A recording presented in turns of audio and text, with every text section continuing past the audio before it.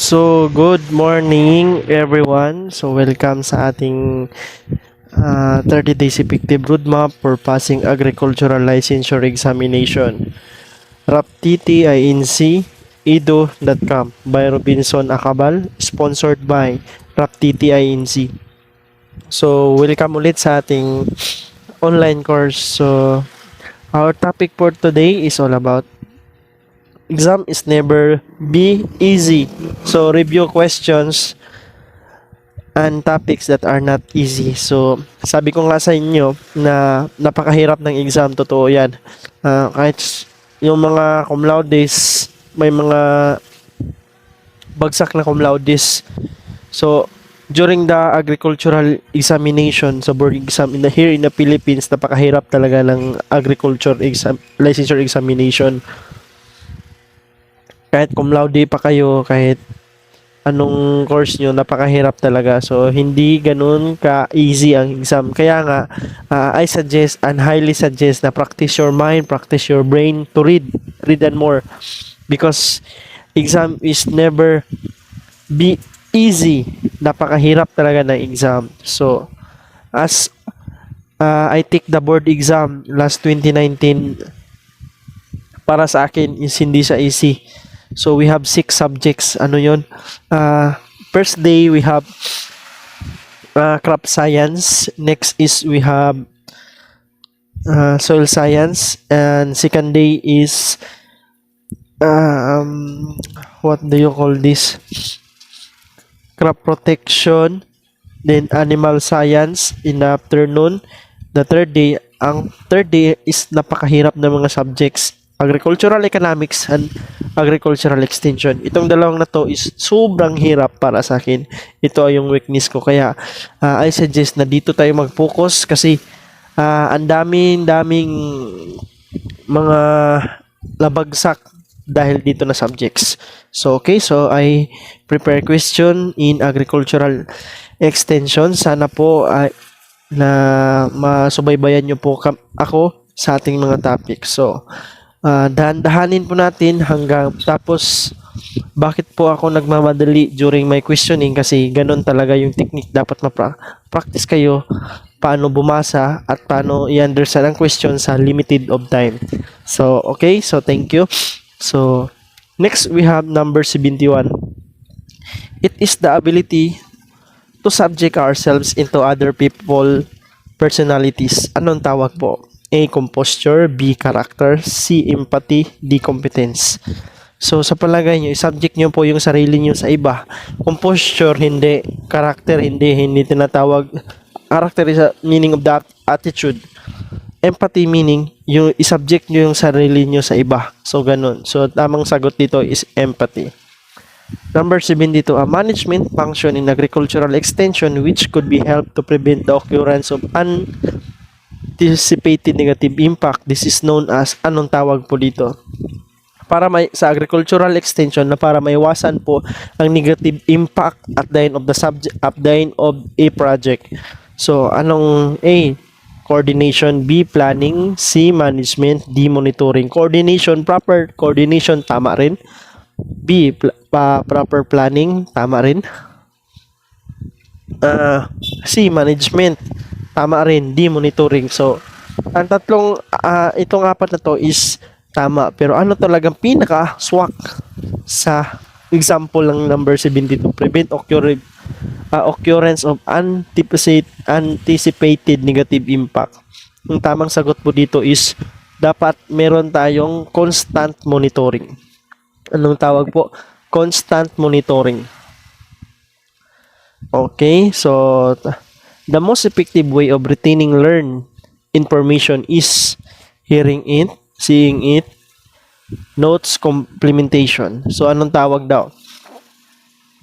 A, 1 and 2. B, all of this. C, number 2 only. D, 2 and 3. So tama naman lahat. So the ating sagot is all of this. Number 74. In social change theory, the process of communicating new ideas or practices into social system over time is ano pong tawag? mag-communicate ka ng new ideas over time, dahan-dahan, gradual. So, communication, intervention, extension, diffusion. So, anong correct term? This is the definition of terms na may example. So, modified definition of terms. So, ang tamang sagot dito is diffusion. Yung may idea ka or innovation, i-introduce mo, dahan-dahanin mo sa isang community. Ang tawag po niyan is diffusion. Effective communication, paano daw masasabi if effective ba ang communication? A, they have similar education background, they are the same nationality, they are the same language, they have established a common field of experience. Ano pong tawag? Educational background, okay. Pero hindi naman lahat ng teacher common sila ng knowledge kasi may science, meron ding math, di ba? Nationality, kung Pilipino ba, tayong dalawa is we have effective communication, hindi rin. The same yung language, kahit the same yung language o kahit magkapatid kayo, iba din yung effective communication, hindi rin masasabi. So, ang tamang sagot dito is you have the same common field of experience. Example, farmer, may mga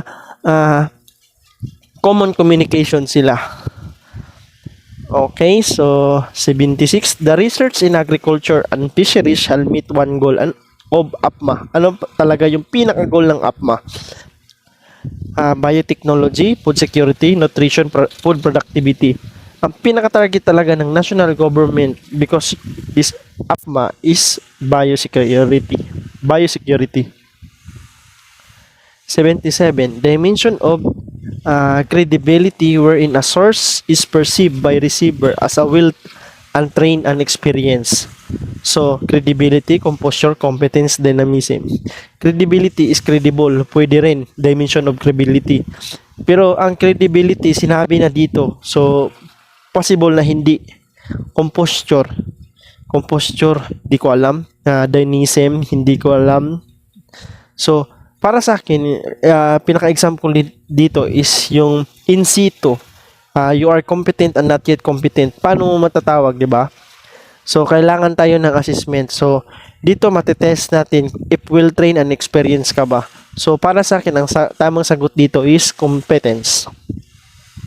Okay, competence. The most widely used visual device which use transparency containing image to explain topic in sequence. So, anong pong pinaka-SWAC dito? Visual device used for transparent containing image. Videos, photographs, still, film strips, overhead projector. Ang tamang sagot is overhead projector. Di ba yung example yung mga last, yung insect egg, paano mo siya, ang pinaka-the best na way to present is overhead projector. Ganito lang din pero naiba yung question. So, okay. When a learner reaches to the point where there is no further development can be expected, he or she in a social called development crisis, learning plateau, regression, mental fatigue. Regression, mental fatigue, hindi. Development crisis, hindi rin. Kasi ang atong tatlo na to, ACD is negative. So, ito lang positive, learning plateau.